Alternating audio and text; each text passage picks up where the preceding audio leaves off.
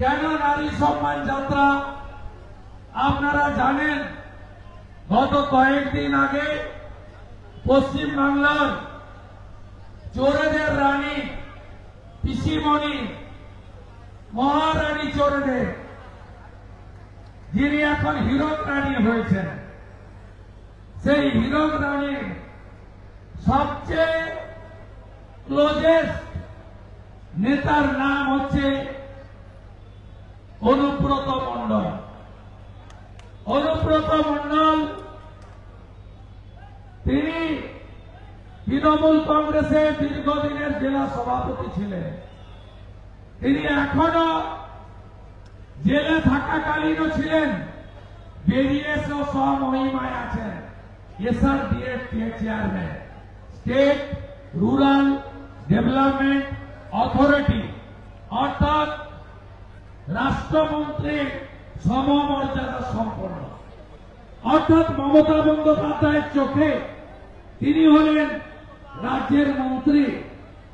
মমতা বন্দ্যোপাধ্যায় 11 সাল থেকে মাঝে 2 বছর তিহারের জেলে থাকার সময় বাদ দিলে যতবার এসেছেন বীরভূমে, এমনকি পার্শ্ববর্তী জেলাগুলোতে, ততবারই 150 কেজি ওজনের এই ভারী নেতা মঞ্চে বসেছেন এবং মমতা বন্দ্যোপাধ্যায় রাজ্যের মুখ্য সচিব, ডিজিপি, জেলা শাসক, জেলা পুলিশ সুপারদের বলেছেন যে তোমরা কেষ্টর কথাতে চলবে। মমতা বন্দ্যোপাধ্যায় একাধিক সভাতে বলেছেন আমার কেষ্ট রাজ্যসভায় পাঠাতে চেয়েছিলাম, ও যেতে চায়নি, কারণ দিল্লিতে তিনি যেতে চান না।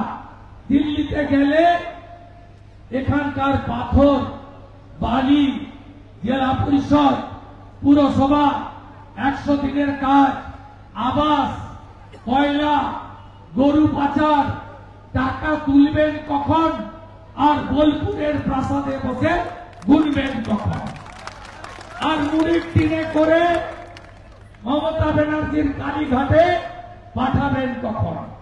তাই তিনি রাজ্যসভায় মেনে নেন। তিনি এই এলাকার অলিখিত মুখ্যমন্ত্রী ছিলেন।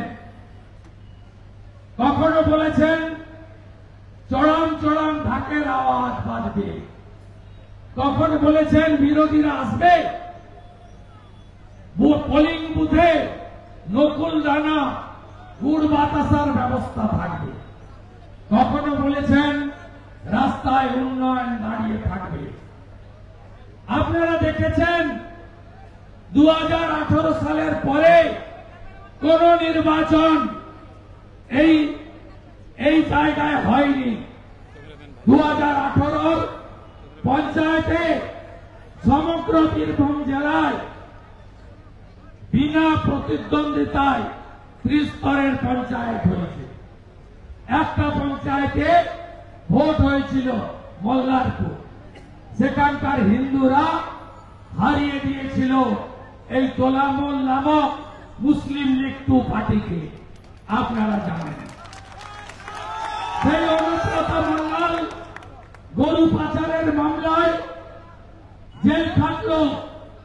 তার 500 কোটি টাকার সম্পত্তি উদ্ধার হল। তার সিকিউরিটি নাম তার সাইগল, ওসিআইসিরা তাকে স্যালুট দিতেন। তার 200 কোটি টাকার সম্পত্তি উদ্ধার হল।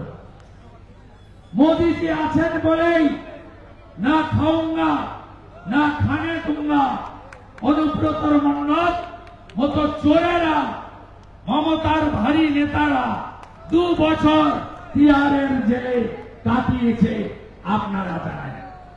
বেরিয়ে আসার পরে আবার স্বমহিমায়।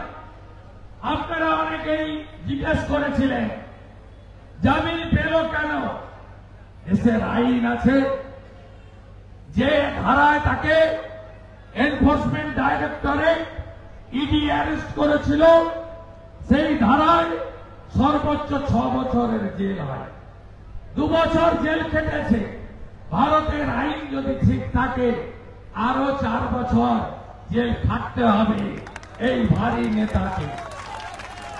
সব অ্যাকাউন্ট ফ্রিজ, সব সম্পত্তি বাজেয়াপ্ত, নিলাম শুরু হলে বলে তাই চিন্তা করবেন না, এদেরকে আমরা শিকড় সহ তুলব, যাতে যাতে আর একটা পাতাও না গজায়।